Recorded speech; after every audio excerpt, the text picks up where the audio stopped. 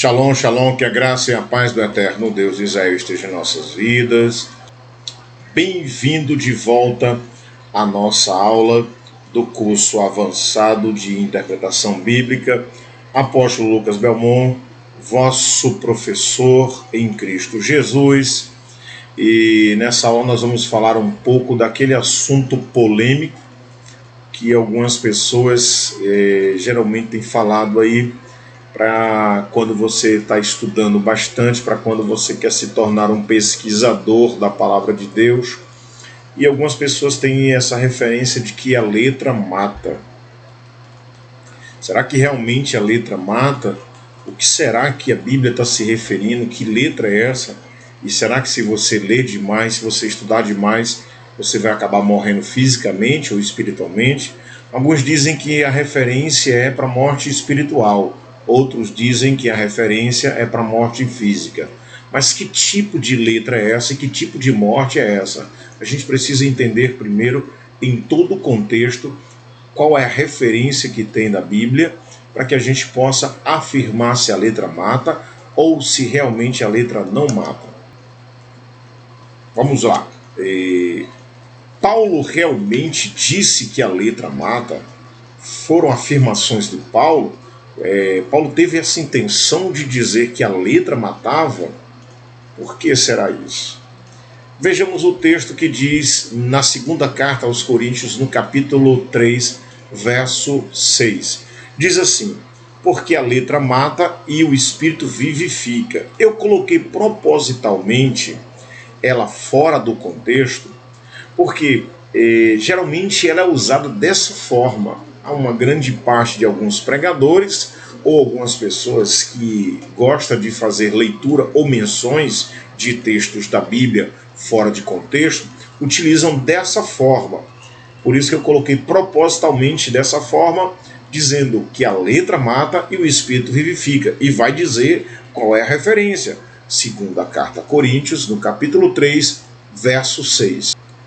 Dentre todos os apóstolos de Jesus Cristo, Paulo foi o mais erudito, ou seja, o que tinha mais costume, que tinha a maior quantidade de leitura e de conhecimento. Então Paulo era um homem formado em letras, Paulo era um homem que tinha muito conhecimento, como diz que Paulo foi criado aos pés de Gamaliel.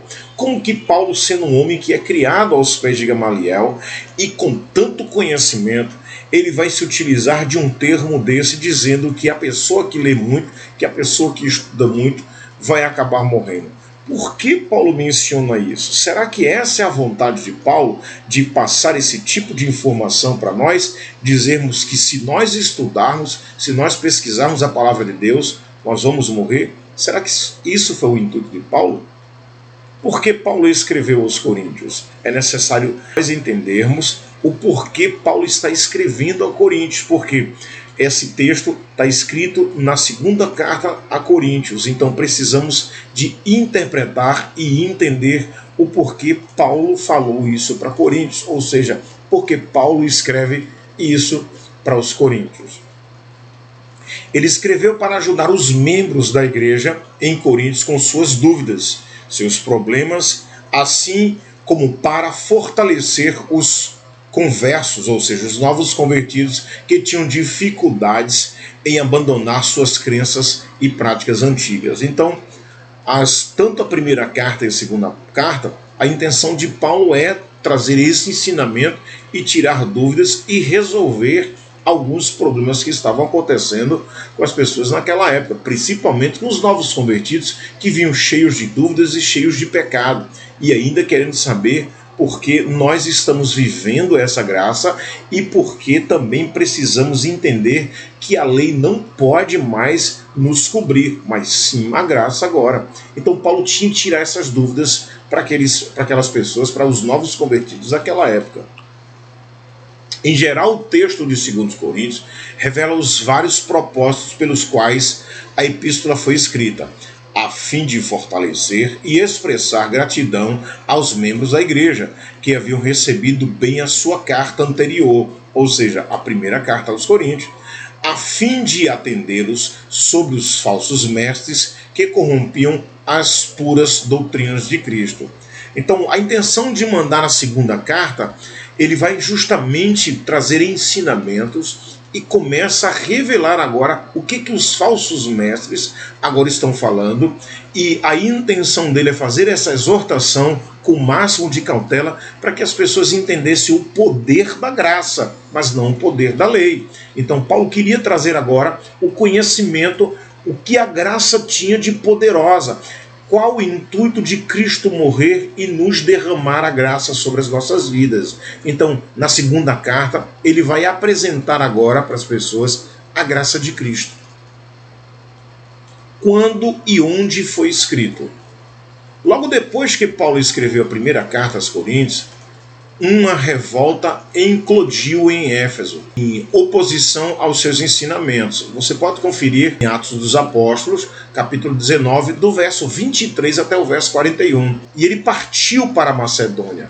Aí você acompanha lá o capítulo 20, o verso 1. Em 2 Coríntios, no capítulo 2, verso 13 e 7 e o verso 5, parece que enquanto ele estava na Macedônia, ele escreveu a segunda carta aos Coríntios. Então, provavelmente, quando Paulo está na Macedônia, é que ele está escrevendo a segunda carta aos Coríntios. Então, sabendo que existiam alguns problemas, existiam algumas dúvidas, e era necessário escrever essa carta em viagem para que a igreja que estava em Coríntios recebesse essas orientações do apóstolo Paulo.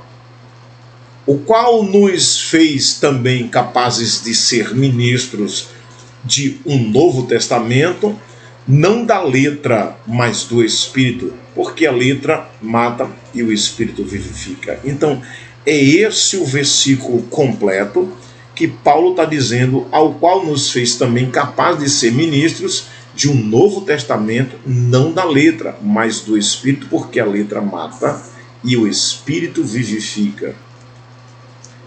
Para que a gente saiba melhor o que Paulo quis dizer, é necessário que a gente dê uma olhada em Romanos capítulo 7, para que a gente possa entender o que Paulo quis dizer sobre essa lei e por que o pecado acaba aumentando devido à lei.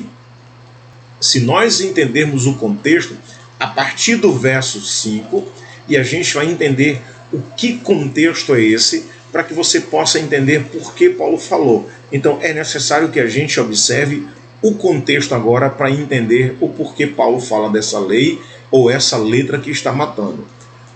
Vamos do verso 5. Diz assim: porque quando eu estava na carne, as paixões dos pecados que são pela lei operava em nossos membros para darem fruto para a morte.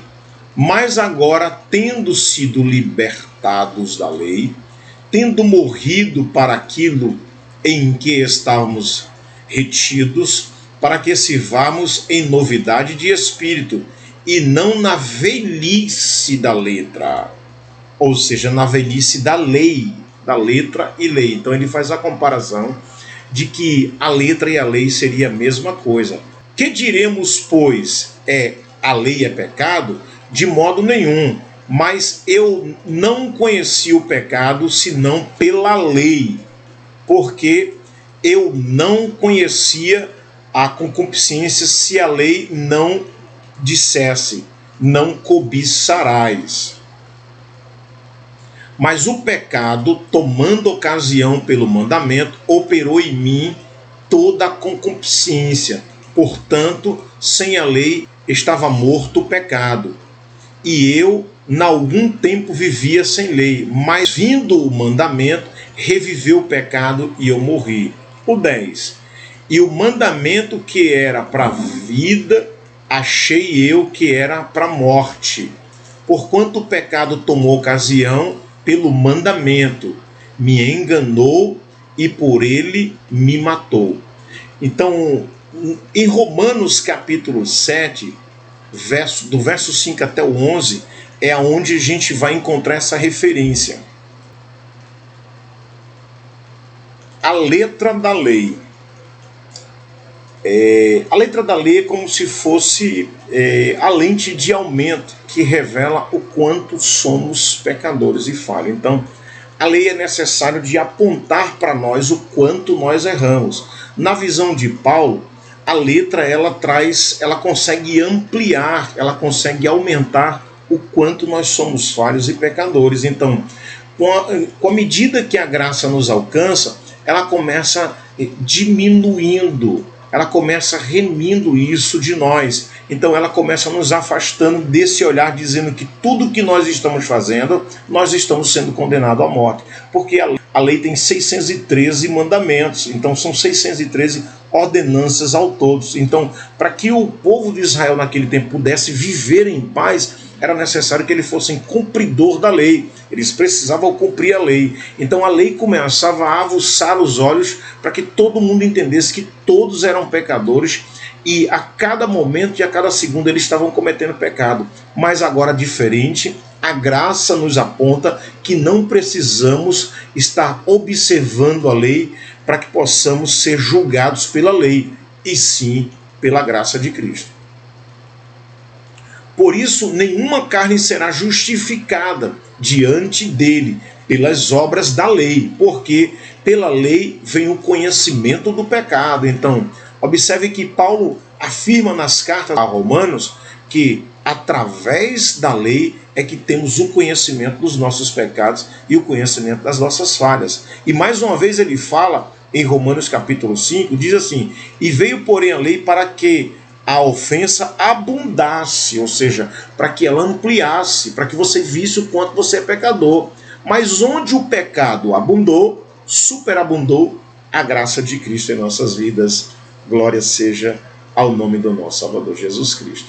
Então, o que Paulo quer, na verdade, mencionar, a referência de Paulo, é que ele fala da lei de Moisés em todo momento nas cartas a Coríntios. Então, pode ficar despreocupado que a letra não vai de forma nenhuma nos matar. Quanto mais você estudar, você não vai morrer espiritualmente e você também não vai morrer carnalmente por causa das pesquisas e os estudos que você tem feito da palavra de Deus.